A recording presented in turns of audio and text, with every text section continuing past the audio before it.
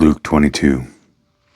Now the festival of unleavened bread, called the Passover, was approaching, and the chief priests and the teachers of the law were looking for some way to get rid of Jesus, for they were afraid of the people. Then Satan entered Judas, called Iscariot, one of the 12. And Judas went to the chief priests and the officers of the temple guard and discussed with them how they might betray Jesus. They were delighted and agreed to give him money. He consented and watched for an opportunity to hand Jesus over to them when no crowd was present. Then came the day of unleavened bread, on which the Passover lamb had to be sacrificed. Jesus sent Peter and John, saying, "Go and make preparations for us to eat the Passover." "Where do you want us to prepare for it?" they asked. He replied, "As you enter the city, a man carrying a jar of water will meet you. Follow him to the house that he enters, and say to the owner of the house, 'The teacher asks, where is the guest room? Where may I eat the Passover with my disciples?' He will show you a large room upstairs, all furnished. Make preparations there." They left and found things just as Jesus had told them, so they prepared the Passover. When the hour came, Jesus and his apostles reclined at the table, and he said to them, "I have eagerly desired to eat this Passover with you before I suffer. For I tell you, I will not eat it again until it finds fulfillment in the kingdom of God." After taking the cup, he gave thanks and said, "Take this and divide it among you, for I tell you, I will not drink again from the fruit of the vine until the kingdom of God comes." And he took the bread, gave thanks and broke it, and gave it to them, saying, "This is my body, given for you. Do this in remembrance of me." In the same way, after the supper, he took the cup, saying, "This cup is the new covenant in my blood, which is poured out for you. But the hand of him who is going to betray me is with mine on the table. The Son of Man will go as it has been decreed, but woe to that man who betrays him." They began to question among themselves which of them might be who would do this.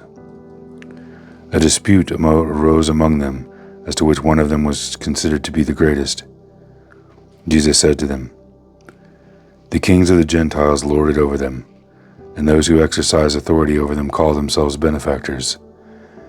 But you are not to be like that. Instead, the greatest among you should be like the youngest, and the one who rules like the one who serves. For who is greater, the one who is at the table or the one who serves? Is it not the one who is at the table? But I am among you as one who serves. You are those who have stood by me in my trials, and I confer on you a kingdom, just as my Father conferred one on me, so that you may eat and drink at my table in my kingdom and sit on thrones, judging the 12 tribes of Israel.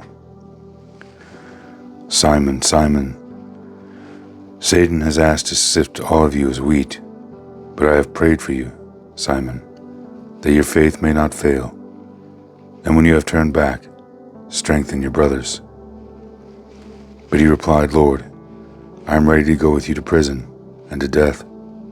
Jesus answered, "I tell you, Peter, before the rooster crows today, you will deny me 3 times that you know me." Then Jesus asked them, "When I sent you without purse, bag, or sandals, did you lack anything?"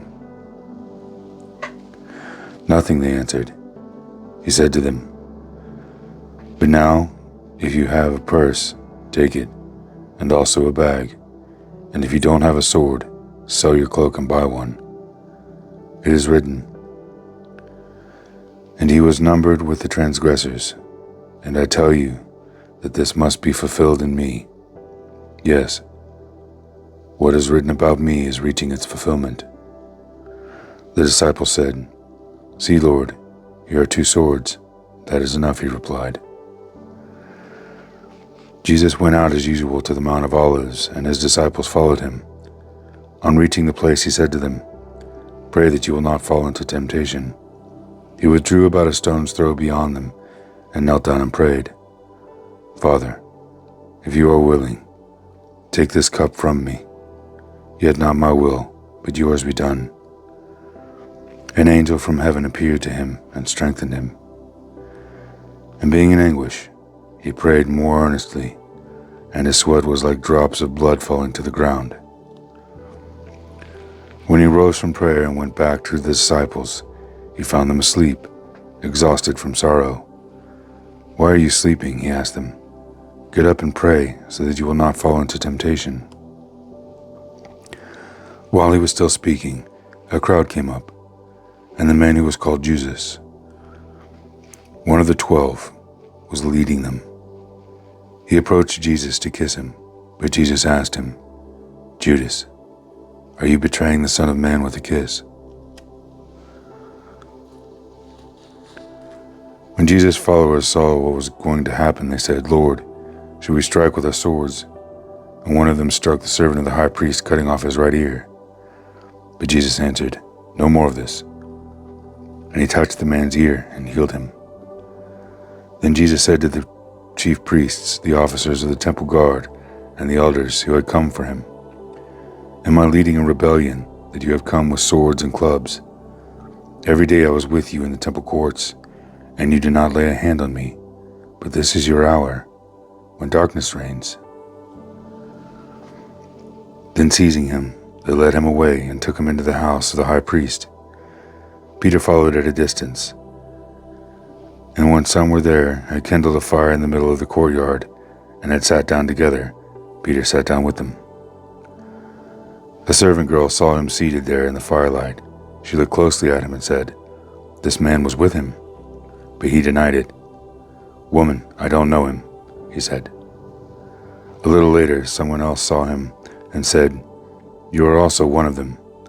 "Man, I am not," Peter replied. About an hour later, another asserted, "Certainly this fellow was with him, for he is a Galilean." Peter replied, "Man, I don't know what you're talking about."